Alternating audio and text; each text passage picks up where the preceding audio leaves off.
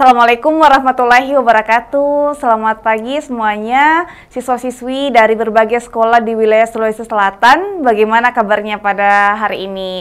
Saya harap semuanya berada dalam kondisi yang sehat ya. Baiklah, kembali lagi bersama saya Nur Aulia Amalia dalam pembelajaran literasi bahasa Inggris pada hari ini pada program Smart School Generasi Smart Berkarakter Cerdas Ki.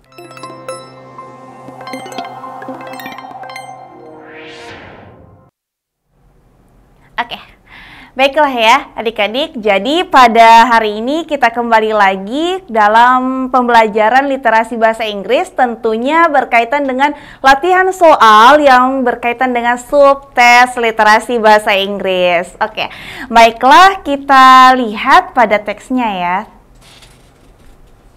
Adik-adik kita lihat. Oke.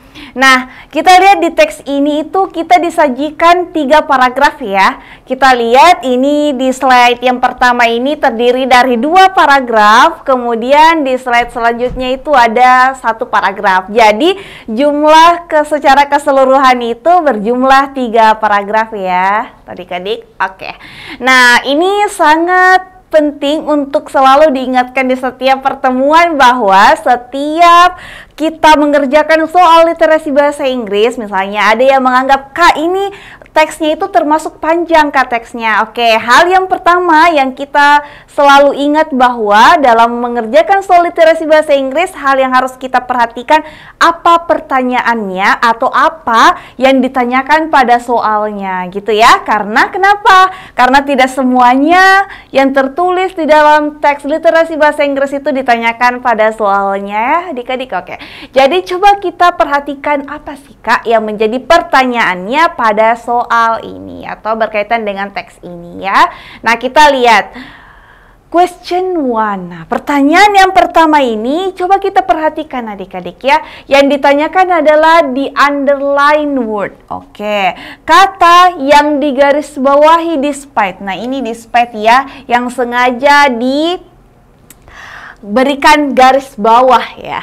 Apa makna dari kata despite Kak? Nah, despite ini itu bisa kita maknai artinya di samping ya. Bisa juga kita maknai dengan meskipun ya. Gitu ya. Jadi kita bisa maknai meskipun. Bisa juga kita maknai selain ya. Nah, jadi kita bisa maknai selain. Oke, jadi kita bisa maknai di samping, meskipun, atau selain. Nah, sekarang kita lihat di paragraf ke-1 means. Nah, yang ditanyakan itu adik-adik apanya? Yang ditanyakan adalah means-nya ya. Oke, means. Berarti yang ditanyakan berarti ini apa adik-adik? Berarti yang ditanyakan adalah maknanya. Berarti secara umumnya ini sebenarnya soalnya menanyakan tentang sinonim dari suatu kata ya. Jadi sinonimnya apa? Nah, sekarang coba kita perhatikan. Jadi tadi kata despite itu apa artinya Dek? Bisa di samping, bisa meskipun, bisa selain ya. Nah, sekarang coba kita lihat. Yang ditanyakan kan sinonimnya. Berarti kita lihat kalau without itu apa artinya Kak? Berarti without itu artinya tanpa ya. Tanpa, oke. Apakah tanpa itu sama maknanya dengan di samping, meskipun, atau selain?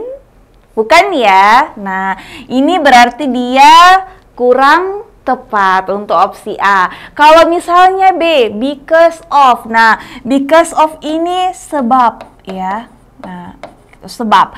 Apakah sebab ini itu sama maknanya dengan di samping, meskipun, atau selain?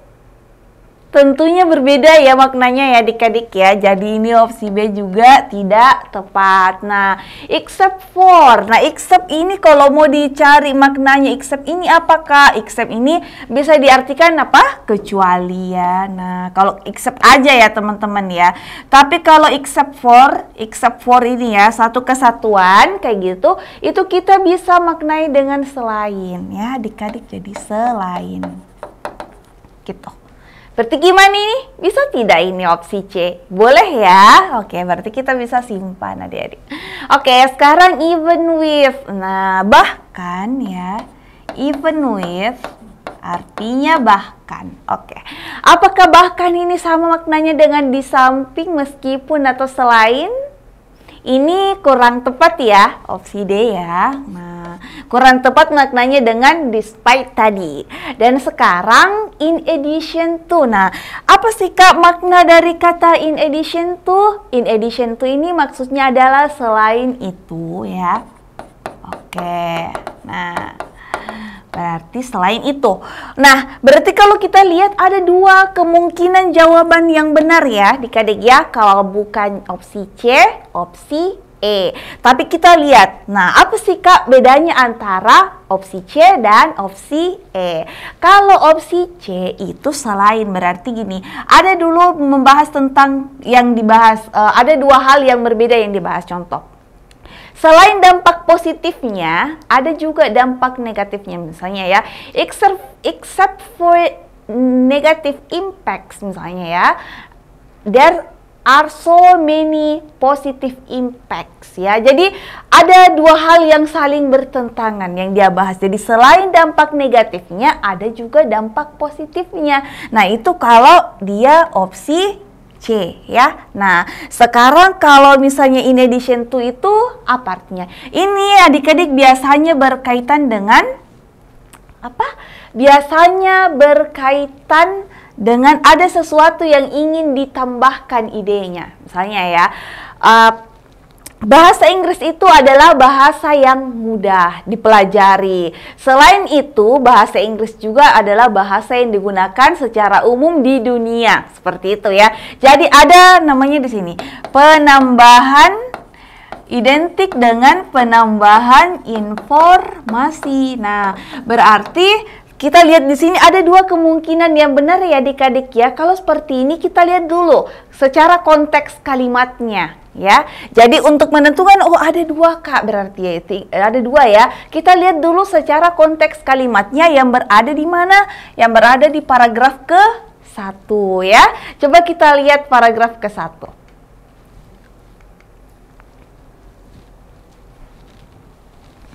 Oke, di mana kata despite-nya? Di sini ya, ini ada kata despite-nya. Oke, despite meskipun atau di samping ya, atau selain bisa ya, selain the advantages. Nah, apa itu advantages Kak? Advantages itu teman-teman atau adik-adik artinya manfaat ya. Selain manfaat of digital payments, jadi selain manfaat dari payments itu apa? Oke, ini kayaknya payments biasa ya, familiar ya. Nah, payments ini artinya pembayaran ya. Nah, selain manfaat pembayaran secara digital, there are significant obstacles. Ada obstacles. Nah, apa itu obstacles Kak? Obstacles ini sinonim dengan kata challenges. Oke? Ya, apa itu challenges? Tantangan Kak. Oke. Jadi ini obstacles itu apakah itu dia tulisannya obstacles ataukah misalnya dia pakai kata challenges ya, itu sama karena they are sinonim. Mereka itu adalah sinonim.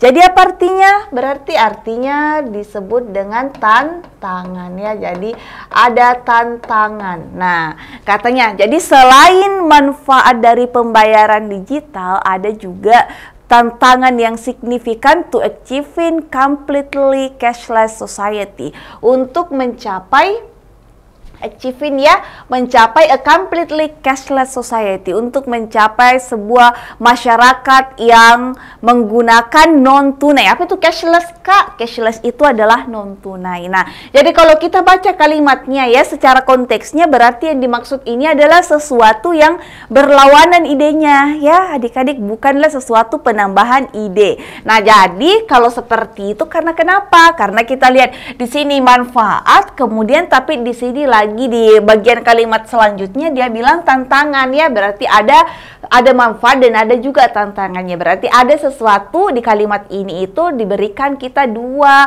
hal yang berbeda atau bertolak belakang ya. Jadi kalau seperti itu, di antara yang lain tadi opsi B dan opsi E, opsi C maksud saya, opsi C dan opsi E, yang mana kayak yang lebih tepat tadi? Nah, pastinya berarti opsi C ya teman-teman atau adik-adik. Kenapa? Karena opsi C itu tadi artinya selain, tapi digunakan untuk idenya yang berbeda atau idenya yang bertolak belakang atau kontras ya gitu. Oke, bisa dipahami. Maka jawaban untuk pertanyaan nomor 1 ini adalah opsi C gitu adik-adik. Bisa dipahami ya. Saya harap adik-adik bisa memahami apa jawaban daripada opsi C ini. Kenapa sih kita bisa tadi menjawab opsi C yang benarnya? Seperti itu ya adik-adik ya. Oke, baik. Sekarang kita melangkah ke pertanyaan selanjutnya. Oke, sekarang pertanyaan selanjutnya. Nah, di pertanyaan selanjutnya atau pertanyaan yang kedua, sekarang itu kita perhatikan ya. Nah, kita coba lihat. The author illustrates. Oke. Apa sih Kak makna dari kata author? Nah, author ini berarti sama maknanya dengan writer ya, sinonim dengan kata writer. Apa itu? Penulis ya. Jadi author ini apa artinya? Penulis ya. Penulis illustrates. Apa itu illustrates? Mengilustrasikan. Berarti bahasa yang lebih gampangnya lagi Kak, berarti menggambarkan ya. Penulis menggambarkan challenges. Nah, challenges itu apa ya? Tadi ya sinonim dengan kata obstacles ya, berarti tantangan ya. Nah, gini ya adik-adik. Oke, menggambarkan tantangan to achieve. Achieve itu apakah? Achieve itu artinya mencapai ya, mencapai. Kemudian cashless itu apa? Cashless itu artinya non tunai. Jadi pembayaran non tunai gitu. Jadi ini non tunai ya. Nah, oke. Society ini bahasa sehari-hari ini ya, society ya. Masyarakat gitu. Oke, ini masyarakat. Nah, di paragraf, oke, coba kita perhatikan. Kita ulang lagi ya kalimatnya ya. Apa sih Kak maknanya ini soal kedua? Oke. Penulis menggambarkan atau mengilustrasikan tantangan untuk mencapai masyarakat yang menggunakan pembayaran non-tunai di paragraf. Nah, coba adik-adik lihat ya. Nah, paragraf ada penambahan S seperti ini. Nah, ini bisa berarti bisa satu, bisa juga lebih dari satu ya, ada kayak gini dalam kurungnya seperti ini ya.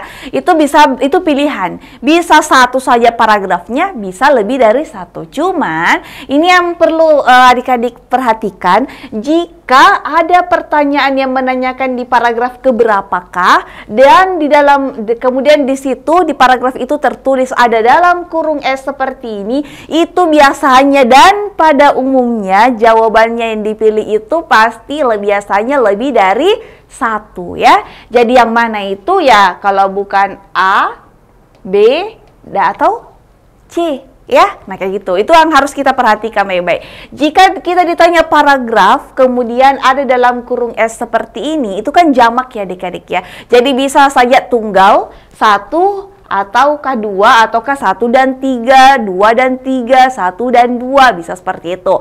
Hanya saja yang membedakan kalau dia dalam kurung S seperti ini, itu kemungkinan besarnya dan biasanya itu adalah yang benar itu lebih dari satu opsinya. Maksud saya apakah 1 dan 3 tadi, 2 dan 3 tadi, ataukah 1 dan 2 gitu ya adik-adiknya. Nah sekarang coba kita perhatikan. Nah, kita lihat ya. Jadi intinya di sini apa? Ambil, kalau dapat soal seperti ini, kita ambil dulu kata kuncinya pada soalnya. Itu penting ya. Jadi kita ambil kata kunci pada soalnya. Apa itu? Tantangan untuk mencapai masyarakat yang menggunakan non tunai. Tantangan. Intinya di sini tuh tantangan ini ya. Oke, tantangannya. Nah, sekarang kita lihat dulu ya. Jadi ambil kata kuncinya tadi, tantangannya ya. Nah, sekarang kita lihat kepada teksnya. Di paragraf keberapakah ya? Nah, tadi kita baca di bagian pertama tadi, di sini ada ya. Adik-adik coba kita lihat. Nah, di sini ada. Oke.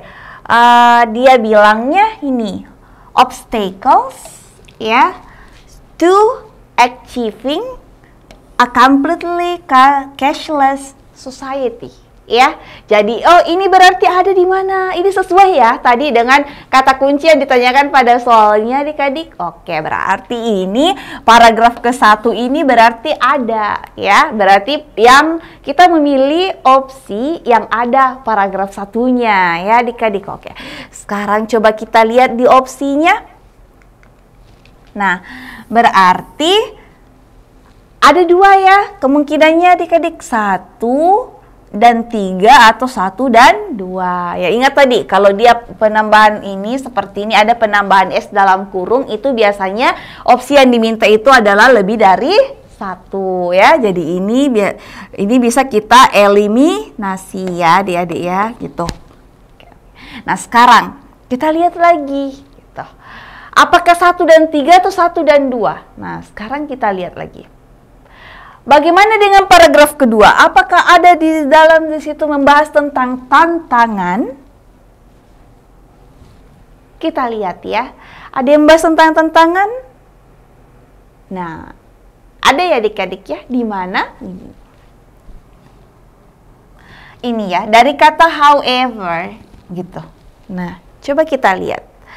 However, going completely. Namun ya, apa sih Kak arti dari kata however? Namun ya. Namun going completely, maksudnya Kak going completely beralih sepenuhnya ya.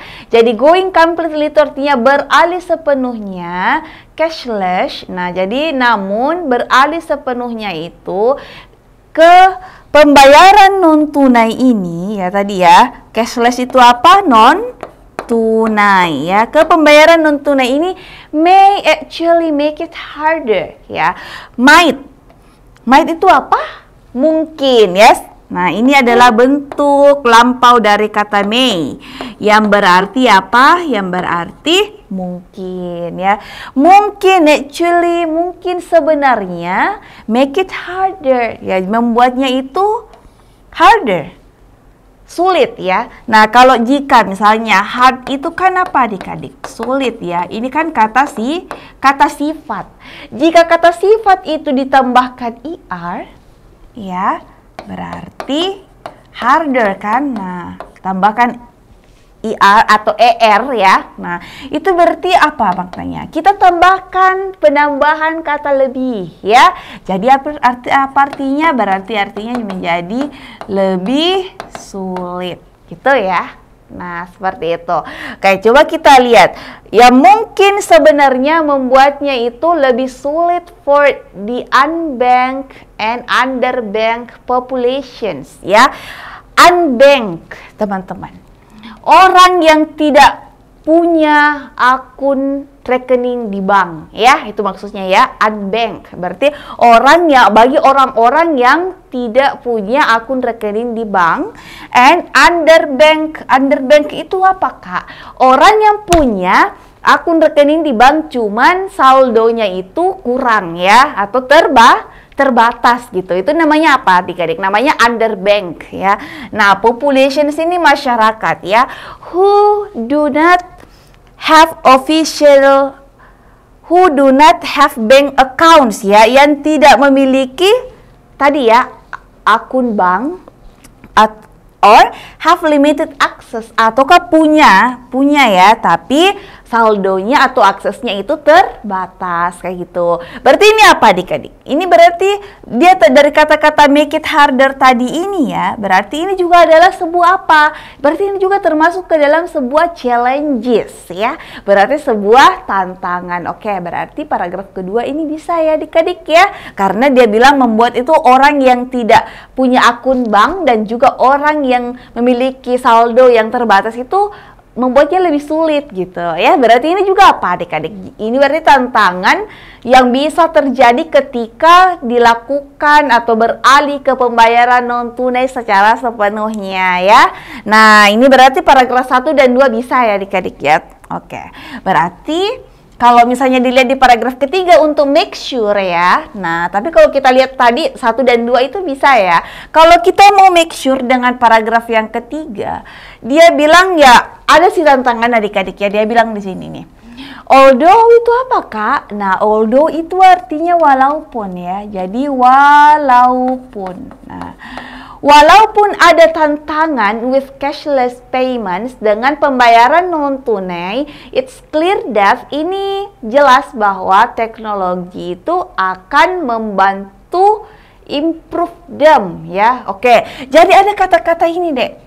Berarti ada kata-kata will help ya, will help improve, akan membantu meningkatkan. Jadi ini lebih kepada ada ternyata juga katanya hal-hal yang bisa nanti menjadi prediksinya bisa menjadi prediksi bisa menjadi positifnya nanti gitu. Oke, berarti di sini apakah dibahas tentang tantangannya juga?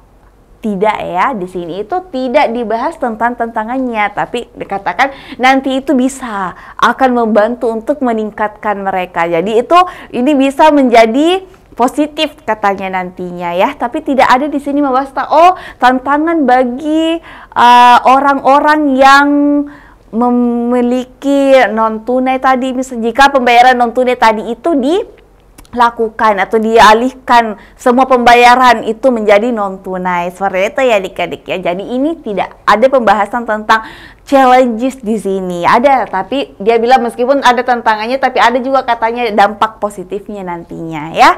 Oke, berarti ini bukanlah membahas tentang tantangan ya.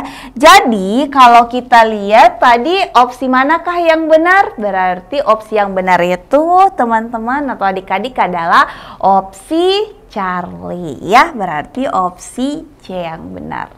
Oke. Nah, seperti itu ya.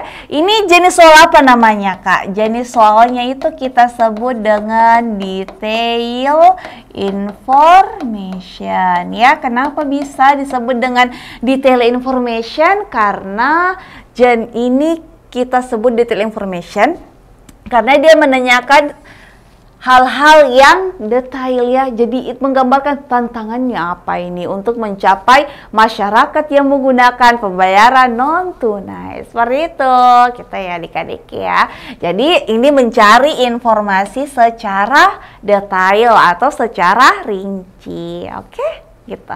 Saya harap adik-adik bisa memahami ya cara menjawab pertanyaan detail information seperti di soal nomor 2 ini. Oke? Nah, sekarang baiklah kita melangkah ke pertanyaan selanjutnya. Kita lihat pertanyaan selanjutnya ya. Pertanyaan selanjutnya itu coba kita baca.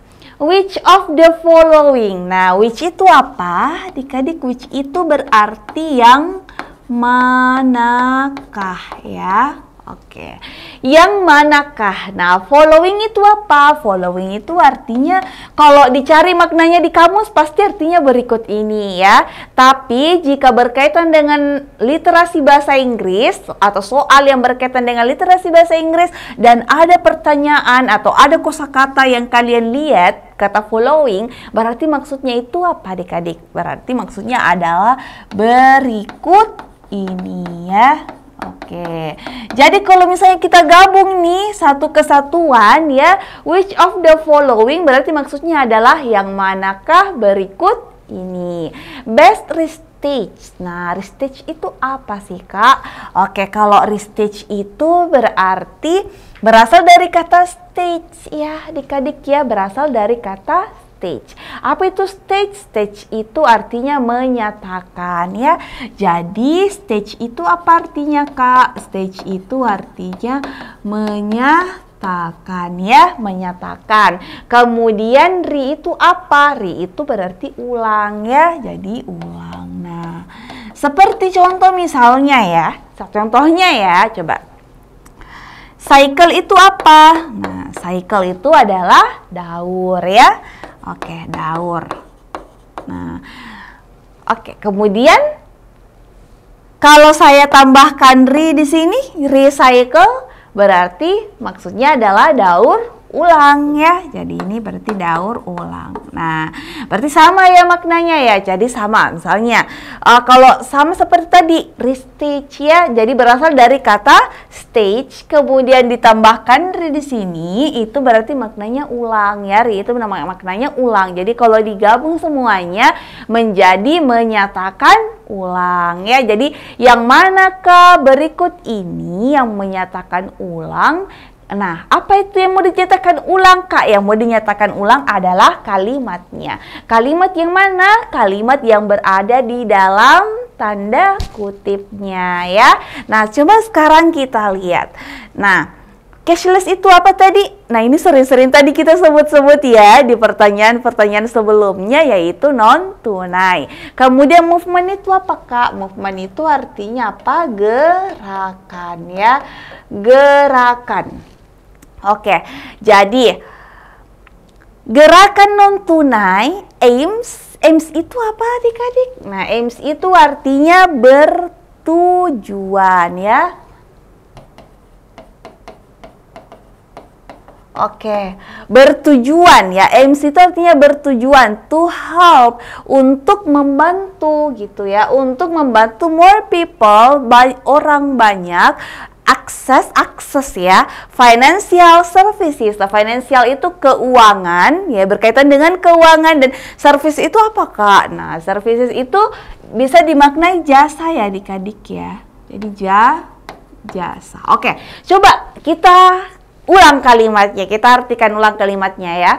Gerakan non tunai bertujuan untuk membantu banyak orang atau orang yang lebih banyak orang untuk mengakses jasa finansial atau keuangan. Oke.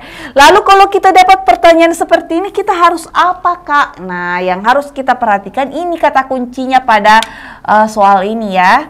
Inilah yang menjadi kata kunci pada soalnya, yaitu restage tadi, berarti menyatakan ulang. Nah, jenis soal ini kita sebut apa adik-adik? Kita sebut dengan restatement ya, pernyataan ulang ya. Jadi jenis soalnya kita sebut dengan restatement, pernyataan ulang.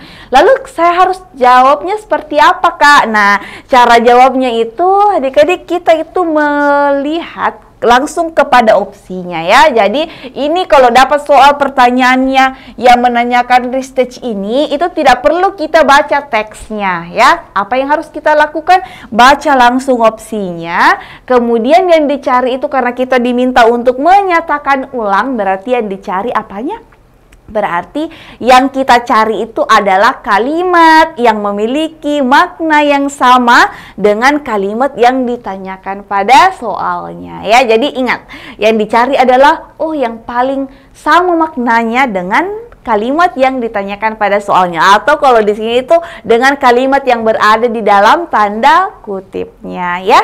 Nah, sekarang coba kita sesuaikan satu persatu ya. Kalau kita lihat going cashless, apa sih, Kak, makna dari kata going cashless? Going cashless itu artinya beralih ke pembayaran non tunai. Itu is a way, adalah sebuah cara to help, untuk membantu numerous. Apa sih, Kak, makna dari kata numerous? Numerous ini adik-adik kita bisa maknai dengan kata sejumlah ya. Ini salah satu kosakata yang sering-sering muncul ini dalam soal SNBT, literasi bahasa Inggris ya. Jadi numerous itu artinya sejumlah. Jadi beralih ke pembayaran non tunai adalah sebuah cara untuk membantu sejumlah orang to be financially independent. Oke, untuk membantu sejumlah orang sih, ini sampai sini sih kalimatnya sesuai ya dengan apa yang ada di dalam soal. Tapi kata-kata ini nih ya adik-adik ya, kata-kata financially independent. Oke, apa itu, Kak, maksudnya financially independent? Financially itu berasal dari kata finansial ya. Nah, financially berarti secara finansial gitu. Jadi kalau misalnya nih adik-adik ada penambahan li ya pada kosakata dalam bahasa Inggris, itu tambahkan aja secara ya. Nah, misalnya financially, nah berasal dari kata apa? Finansial. Nah, finansial itu kalau ditambahkan saja secara. Oke, coba contoh ya. Careful ya, contoh misalnya careful. Careful itu artinya apa? Berhati-hati ya. Oke. Kalau misalnya ditambahkan li, berarti tambahkan saja secara tadi ya. Jika ditambahkan li pada kosakata bahasa Inggris, itu tambahkan saja secara. Jadi kita maknai gimana? Secara hati-hati ya, gitu. Berarti ini secara hati-hati ya. Apalagi misalnya quickly, misalnya ya, quickly itu apa? Nah, berasal dari kata quick ya. Apa itu quick? Cepat. Oke. Ditambahkan li, Kak. Oke, berarti ingat tadi kalau dia penambah li dalam bagaimana caranya menerjemahkan kosakata bahasa Inggris yang ada penambahan li-nya, yaitu dengan tambahkan kata saja secara ya. Jadi apa itu? Berarti maksudnya secara cepat gitu ya. Itu makna dari kata quickly gitu. Jadi sama saja ketika kita disuruh untuk mengartikan kata financially, berarti secara finansial. Independen. Oke, independen itu secara finansial menjadi independen, berarti artinya menjadi tidak ketergantungan ya. Nah, dependen itu kan bergantung ya adik-adik ya, bergantung. Nah, jadi berarti kalau dia penambahan in berarti tidak ya. Nah, ini in itu imbuhan dalam bahasa Inggris yang bermakna tidak. Oke. Jadi tidak bergantung. Oh, berarti kalau tidak bergantung berarti finansialnya itu stabil ya, atau finansialnya itu berkecukupan. Nah, gimana? Apakah opsi A ini sama maknanya dengan yang ada di dalam tanda kutip? Membantu orang-orang mengakses secara finansial ya, bukan membantu orang-orang menjadi independen. Jadi membantu mengakses ya adik-adik, ini nih pahami baik-baik. Membantu mengakses secara finansial. Kalau ini membantu untuk menjadi independen atau tidak bergantung secara finansial. Nah, ini kurang tepat di bagian di sininya ya. Bagian ini ya kurang tepat. Makanya opsi A ini berarti kurang tepat ya adik-adik ya, berarti kurang tepat. Nah, sekarang B. The goal of cashless movement. Goal ya. Goal itu apa adik-adik? Nah, ini biasanya kalian itu biasanya mendengar kata goals. Oke, goal itu adalah tujuan. Oke. Tujuan. Nah, ini tujuan berarti sama ya maknanya dengan aims tadi ya, berarti bertujuan. Sama ya. Jadi tujuan daripada cashless movement, gerakan non tunai ini ada ya, cashless movement di sini ada juga. Oke. Is to increase, untuk meningkatkan financial service access. Iya, berarti ada ya akses finansial. Nah, sama dengan untuk meningkatkan akses jasa finansial. Oh, ini berarti bisa ya adik-adik ya, memiliki makna yang sama ya. Oke, ini kita keep dulu berarti ya. Nah, sekarang coba kita lihat opsi C. Opsi C. More people, kebanyakan orang itu should. Nah, apa sih Kak arti dari kata should? Seharusnya ya. Jadi itu should itu apa artinya? Seharusnya ya. Seharusnya have access, memiliki akses to cashless payments in the future. Harusnya memiliki akses terhadap pembayaran non tunai di masa depan. Nah, apakah ada kata-kata begitu? Harusnya katanya memiliki akses terhadap pembayaran non tunai di masa depan. Nah, ini kurang tepat ya. Oke. Nah, future di sini tidak ada hal yang berkaitan dengan masa depan tadi di sini di pertanyaannya ya. Oke, kita lihat pada opsi D. Movement to not using cash anymore, gerakan untuk tidak menggunakan tunai lagi ya, can provide, bisa menyediakan akses ya, bisa menyediakan akses untuk jasa finansial. Oke, bisa menyediakan akses. Nah, di sini bilangnya membantu. Oke, tapi kata-katanya di sini adalah bisa menyediakan akses untuk finansial. Nah, oke, menyediakan dengan mengakses. Ini bisa juga ya, berarti ya. Oke. Nah, sekarang jasa finansial yang eksklusif, khusus ya. Nah, khusus maksudnya eksklusif itu khusus. Nah, are supposed, diperkirakan ya. Jadi itu suppose itu apa artinya? Diperkirakan to be impact, diperkirakan berdampak pada tren non tunai. Oke, apakah jasa finansial yang eksklusif diperkirakan berdampak pada tren non tunai? Nah, ini juga kurang tepat. Oke, sekarang berarti kita lihat ya, apa sih Kak? Nah, yang menjadi perbedaan antara B dan D ya. Oke, B dan D. Kalau B itu lebih lengkap ya pembahasannya dengan sesuai dengan apa yang ada di teksnya atau yang ada di pertanyaannya. Nah, di sini ada goals-nya juga. Kalau di bagian D dia cuma bilang tidak menggunakan cash lagi, itu berarti bisa menyediakan akses. Nah, jadi ini kekurangannya adalah kekurangan tidak ada kata tujuannya di sini. Tidak ada mewakili kata tujuannya ya. Jadi yang lebih lengkap dan lebih masuk maknanya itu adalah opsi bravo ya teman-teman atau adik-adik. Jadi jawaban yang tepat itu adalah opsi bravo untuk pertanyaan nomor 3 ini gitu adik-adik ya. Oke, baiklah, saya harap adik-adik bisa paham ya gimana caranya kita mengerjakan tadi pertanyaan yang menanyakan tentang restage ini, yaitu menyatakan ulang. Apa yang kita cari? Kita cari apa persamaan maknanya dengan atau opsi-opsi yang memiliki makna yang sama dengan kalimat pertanyaannya. Seperti itu adik-adik. Oke, jadi untuk soal seperti ini kita tidak perlu untuk membaca teksnya ya. Nah, baiklah, kita beralih ke pertanyaan selanjutnya. Pertanyaan yang keempat. Oke, kita lihat ya pertanyaan yang keempat ya.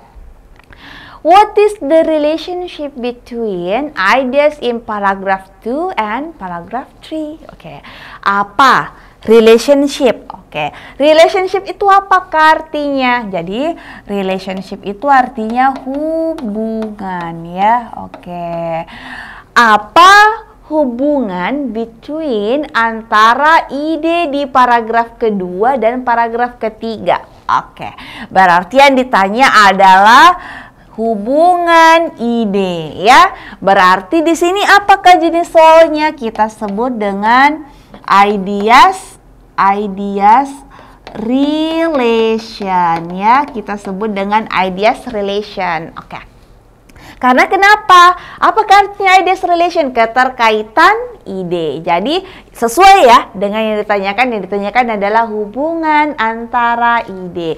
Tapi idenya ini ya adik-adik, ide antara paragraf ya. Antara paragraf kedua dan paragraf yang ketiga. Oke, kalau seperti itu kita harus baca dulu paragraf kedua dan paragraf ketiga. Baru kita bisa menjawab apa hubungannya antara paragraf kedua dan paragraf ketiga. Baiklah, sekarang kita lihat ke paragraf kedua dulu ya. Kita lihat ya paragraf kedua. Oke, nah kita lihat di paragraf yang kedua di sini. Apakah kita harus baca semuanya Kak, paragraf kedua dan paragraf yang ketiga? Tidak perlu ya. Jadi kita tidak perlu untuk membaca paragraf kedua dan paragraf yang ketiga. Maksudnya tidak perlu dibaca semua, maksud saya ya. Tidak perlu dibaca semua paragraf kedua dan paragraf ketiga. Cukup kita membaca kalimat pertamanya saja dari paragraf itu ya, dari paragraf yang ditanyakan. Nah, sekarang coba kita perhatikan paragraf pertamanya. Nah, paragraf pertamanya ya, kalimat pertamanya maksud saya dari paragraf yang kedua. Oke, kalimat pertamanya dari paragraf yang kedua.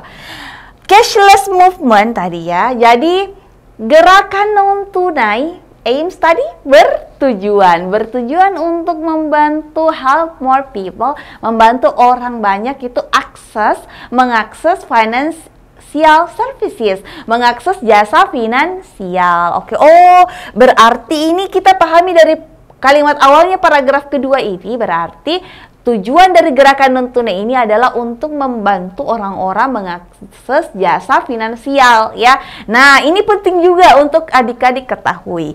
Jika kita membaca kalimat pertamanya oke. Nah, tapi adik-adik lihat di paragraf di kalimat keduanya itu ada kata however-nya adik-adik ya. Nah, misalnya kita baca kalimat pertama ya, ternyata kalimat setelahnya itu atau kalimat kedua itu ada kata however. Nah, itu penting untuk kita baca ya. Jadi kalau kita baca sih idealnya kita baca kalimat pertamanya. Namun ya, kalau kita dapat ada kata however setelah kalimat selanjutnya, setelah kalimat pertama itu penting untuk kita baca. Kenapa? Biasanya kalau ada however, apa tadi however? Namun itu ada biasanya yang menjadi sebuah keterkaitan atau kontra idenya dengan apa yang dibahas di kalimat sebelumnya gitu ya. Coba kita lihat.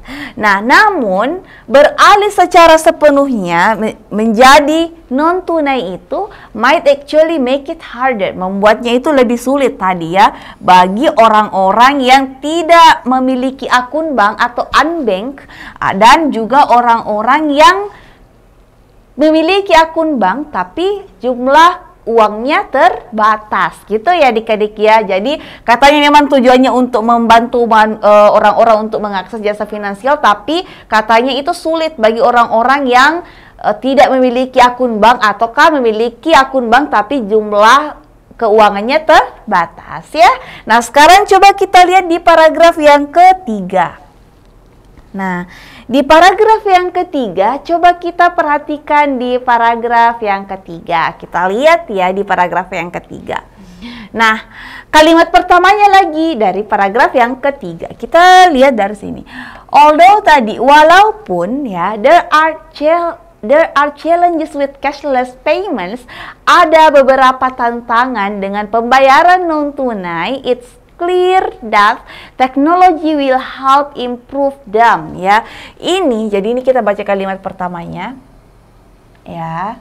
Nah, jadi katanya meskipun ada tantangannya, ada misalnya ini juga teknologi ini secara jelas akan membantu meningkatkan mereka di masa yang akan datang. Oke, jadi akan membantu juga meningkatkan mereka. Jadi katanya ya meskipun ada tantangannya, tapi nanti juga akan membantu mereka untuk meningkatkan mereka di masa yang akan datang. Nah, jadi itu. Jadi paragraf kedua membahas tentang tantangan, di sini membahas tentang tapi ada juga katanya dampak positifnya nanti di masa yang akan datang. Nah, sekarang kita perhatikan ya. Hubungan idenya berarti ya. Oke, coba kita lihat. Kalau opsi A, paragraf kedua berpendapat, Ergius itu berpendapat ya adik-adik ya, berpendapat the importance of going cashless that is counter in paragraph 3. Pentingnya beralih untuk menggunakan non tunai yang berlawanan katanya atau yang dibahas di paragraf ketiga. Nah, apakah paragraf kedua membahas tentang pentingnya untuk beralih ke non-tunai? Tadi membahas tentang challenges, tantangannya ya. Apa saja kesulitan-kesulitan yang dihadapi oleh masyarakat ketika beralih ke pembayaran non-tunai. Jadi ini alfa kurang tepat ya. Kalau B, paragraf ketiga propose solution, menyediakan atau menawarkan solusi ya. Menawarkan solusi untuk prevent, untuk mencegah. Apa itu Kak? Prevent, mencegah ya. Nah, inequalities itu apa Kak? Ketidaksetaraan. Mencegah ketidaksetaraan disebabkan karena gerakan movement ini, gerakan cashless ini atau gerakan non tunai ini. Apakah segitu? Paragraf ketiga menyediakan solusi? Tidak ya, dia bilang akan berdampak baik pada di masa yang akan datang, tapi tidak menyediakan solusi ya. Jadi ini opsi B juga kurang tepat. Kalau opsi C, Paragraf kedua menyebutkan current condition, ya, kondisi pada saat ini unbanked and underbanked. Ya, ini ada ya, dibahas ya tadi di paragraf kedua. Nah, sementara paragraf ketiga predicts their future. Ya, nah paragraf ketiga itu tadi memprediksi katanya akan baik di masa yang akan datang. Ya, berarti ini bisa ya. Kalau D, paragraf kedua menyatakan sebab dari masyarakat non-tunai yang berkontra di paragraf ketiga. Tidak kontra ya, idenya di paragraf ketiga, berarti ini kurang tepat.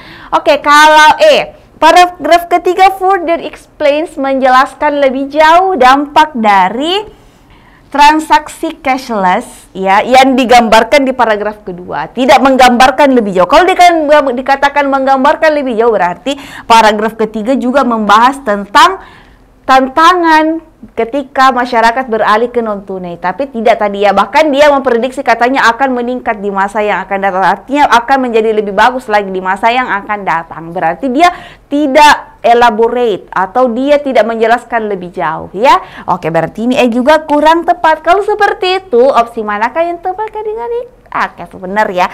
Jadi opsi yang tepat itu adalah opsi Charlie. Oke, baiklah. Saya harap adik-adik bisa memahami apa yang kita bahas pada pertemuan kali ini. Dari pertanyaan yang pertama sampai keempat, gimana caranya kita menjawab pertanyaan-pertanyaan dengan jenis tersebut. Baiklah, saya kira cukup sekian untuk pertemuan kita pada hari ini. Thank you so much untuk perhatiannya and see you next time.